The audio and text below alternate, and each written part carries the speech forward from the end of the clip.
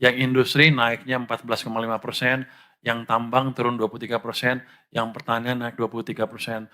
Import yang bahan baku dan penolong turun 2,6%, modal naik 17%, konsumsi naik 3,6%. Anda lihat tuh import barang modal naiknya cukup kencang, itu menunjukkan industri kita akan ekspansi ke depannya. Jadi itu menunjukkan prospek sektor manufaktur atau sektor-sektor yang lain yang lebih baik ke depan dibanding sebelum-sebelumnya. Stabilitas next. Stabilitas ekonomi makro 2025 tetap terjaga. Pertumbuhan ekonomi diperkirakan di 5,2% sepanjang tahun 2025. Ini dengan asumsi tadi triwulan keempat ekonomi kita tumbuh 5,45%. Kalau Pak Febrio nggak salah. Salah nggak Pak Febrio? Benar ya? Benar ya tadi ya. Nanti kalau salah kita potong gajinya. Kalau kita lihat kinerja sektor eksternal ini solid walaupun ada perang dagang. Ekspor dan impor tumbuh positif mencerminkan ekspansi manufaktur sepanjang tahun 2025. Ini angkanya sudah saya sebut tadi. Ekspor mencapai 283,0 miliar dolar, naik 6,2%. Impor mencapai 237,0 miliar dolar, itu naiknya 0,8%. Ekspor non migas sebelah kanan itu mengalami kenaikan 21%. Import, oh sorry, oh ini 21 yang pertanian ya. Jadi yang ekspor non migas, yang industri naiknya 14,5%, yang tambang turun 23%, yang pertanian naik 23%.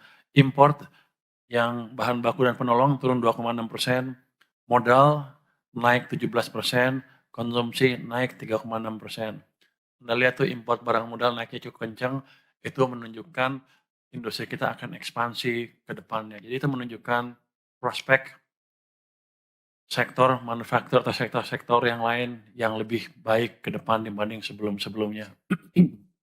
Stabilitas next. Stabilitas ekonomi makro 2025 tetap terjaga. Pertumbuhan ekonomi diperkirakan di 5,2% sepanjang tahun 2025. Ini dengan asumsi tadi triwulan keempat ekonomi kita tumbuh 5,45%. Kalau Pak Febrio nggak salah. Salah nggak Pak Febrio? Benar ya? Benar ya tadi ya. Nanti kalau salah kita potong gajinya. Inflasi masih terkendali 2,9%, nilai tukar walaupun melemah, year to date di 16.000. Year to date itu target ya. Year to date-nya di 16.475, end of period ya 16.782, lebih lemah dari perkiraan tapi masih relatif memperlihatkan ekonomi yang masih cukup stabil. Yield SBN turun ke 6,01% di end of period. Harga minyak di 67,95 di bawah asumsi $82 per barrel. Itu juga yang menjelaskan kenapa income minyak kita turun. Lifting minyak di 577,6 ribu barrel per hari, di bawah target 605 ya. Lifting gas di bawah sedikit targetnya di 965,5 ribu barel minyak per hari atau 1.000 barel setara minyak per hari. Jadi ada meleset sananya tapi masih relatif terkendali. Artinya oleh statistik bilang masih di batas errornya lah. Kita masuk sedikit ke realisasi sementara APBN 2025. Ini gambaran yang terakhir.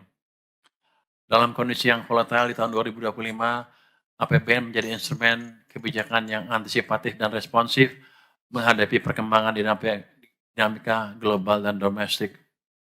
Kalau Anda lihat tuh, pendapatan negara itu mencapai 2.756,3 triliun rupiah. Ini hanya 91,7% dari APBN.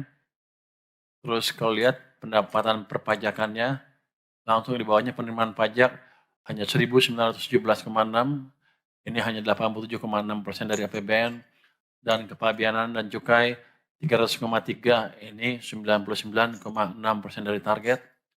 PNBP mencapai 534,1 triliun, ini 104,0% dari target.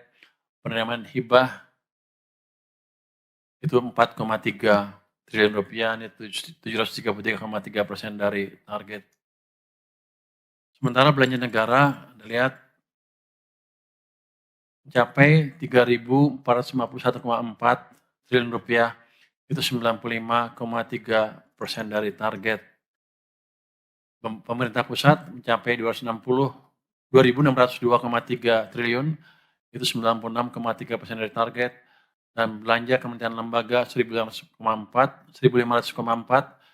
itu 129,3% dari target. Belanja non KL 1.102 triliun rupiah, 71,5% dari target. Transfer ke daerah kita salurkan 849,0 triliun rupiah atau 92,3%. Kalau Anda lihat di sini kalau kita lihat dari presentasi dari APBN-nya, yang pendapatan negara kan hanya 91, sedangkan belanja 95,3. Anda pasti nanya kenapa nggak dipotong belanjanya, supaya defisitnya tetap kecil.